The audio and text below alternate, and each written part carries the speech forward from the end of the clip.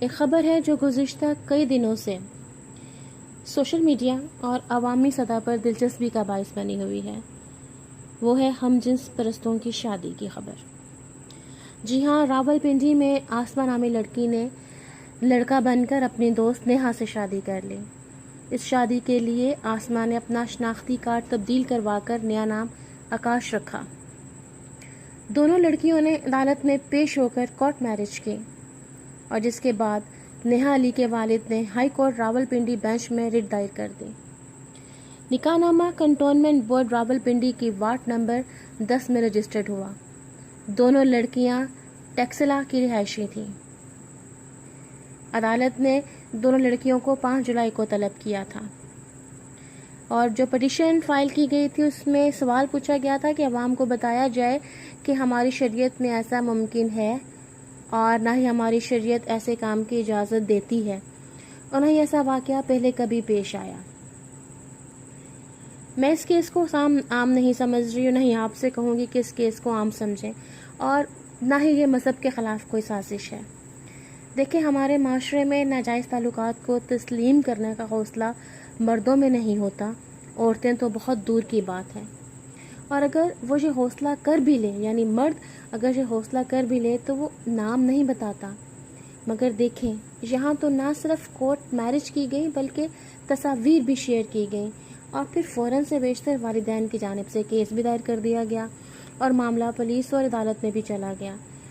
یوں لگ رہا ہے کہ جیسے ہر چیز پلان کی گئی ہو، کیونکہ اس سے پہلے والدین کہاں تھے جب لڑکیوں یہ سارا کام کر رہی تھیں، اور کیا والدین کو شروع دن سے ان کے تعلقات کی نوعیت کا نہیں پتہ تھا؟ نارملی ایسا ہوتا نہیں ہے، کیونکہ اگر وہ صرف ہم جنس پرستی میں مبتلا تھی تو ان کا کام چل رہا تھا اور آگے بھی چلتا رہتا۔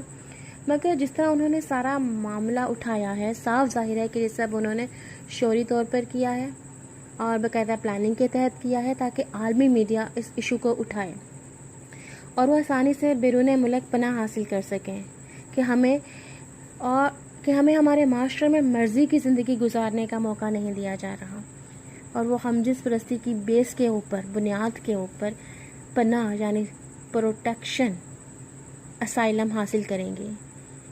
یہ کیونکہ دوسرے ممالک میں ہم جنس پرستی کا ثبوت مانگتے ہیں، اور انہوں نے کورٹ میرج کر کے ثبوت دے دیا۔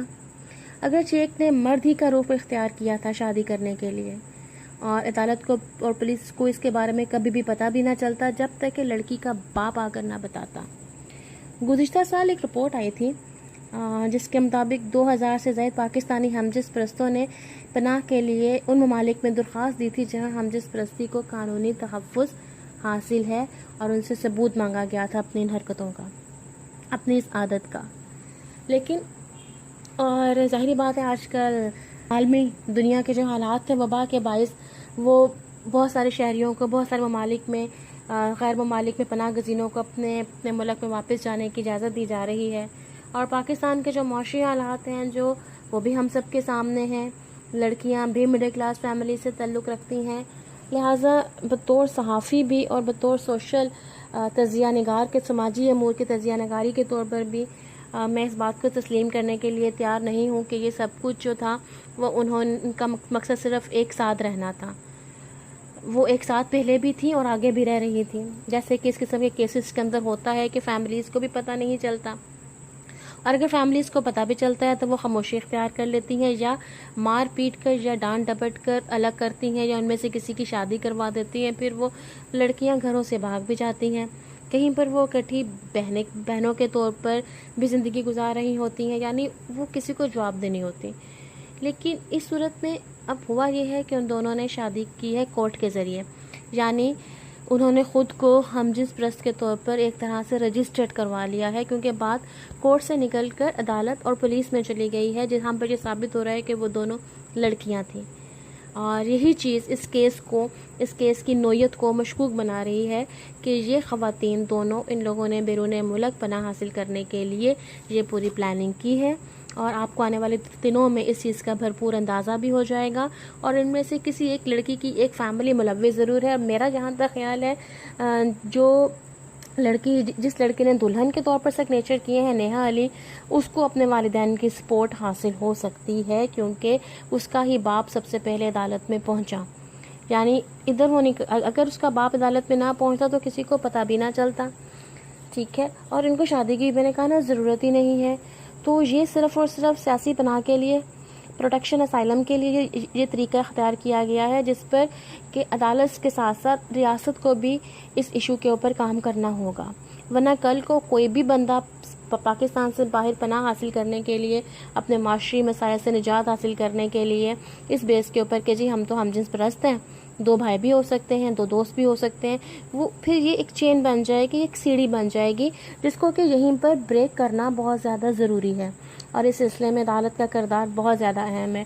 اس کے ساتھ ساتھ سوشل میڈیا پر بھی ہمیں اس ایشو کو اٹھانا ہے کہ اس قسم کے طریقوں سے پروٹیکشن اسائلم حاصل کرنے کے لیے ملک کو بدنام کرنا یا مذہب کو بدنام کرنا ضروری نہیں، کیونکہ پھر یہ کہا جاتا ہے کہ پاکستانی معاشرہ، پاکستانی سماج گھٹن کا شکار ہے، جہاں پر لوگوں کو اپنی مرضی سے جینے کا حق نہیں.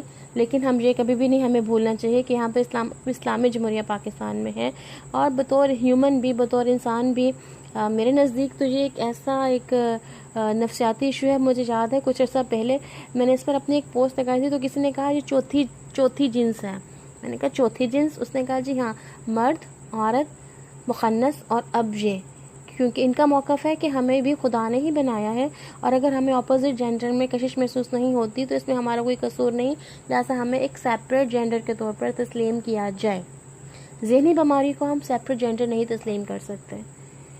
اور یہ کیس اس ٹائم معاشرے کے لیے، عدالت کے لیے ایک ٹرائل کے طور پر آیا ہے، اور دیکھتے ہیں کہ اس سلسلے میں آنے والے دنوں میں کیا صورتحال، کیا پروگریسو صورتحال سامنے آتی ہے، کیا اپڈیٹ سامنے آتی ہیں. لیکن تاحال میں یہ کہنے میں حق بجانب ہوں کہ یہ جو کیس ہوا ہے یہ خالصتاً پروٹیکشن اسائلم کے حصول کے لیے کیا گیا ہے، اور ان دونوں لڑکیوں کا بھی شاید آپس میں اس حد تک گہرا تعلق نہ ہو. دونوں کے فیس جیسچرز، دونوں کا جو ایٹیٹیوڈ ہے وہ یہ بتا ہی نہیں رہا کہ یہ دونوں ہم جنس پرست ہیں.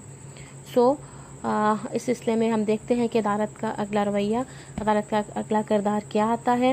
اور یہ لڑکیاں، اور اگر انہوں نے عالمی توجہ حاصل کر لی تو دیکھتے ہیں کہ انہیں کون سا ملک پولیٹیکل اسائلم کے لیے آفر دیتا ہے. شکریہ.